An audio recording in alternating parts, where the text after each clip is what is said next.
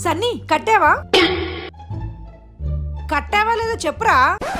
School age లో exam paper కి edition seats కట్టా. College time లో సినిమా అలా ముందు క్యూ కట్టా. జాబ్ వచ్చాక సూటు బుట్టు వేసి టై కట్టా. పెళ్లిలో అమ్మాయికి తాళి కట్టా. సంపాదించిన డబ్బులతో ఇల్లు కట్టా. మొన్ననే పిల్లలకి స్కూల్ ఫీజు కట్టా. ఇంకేం కట్టాలి?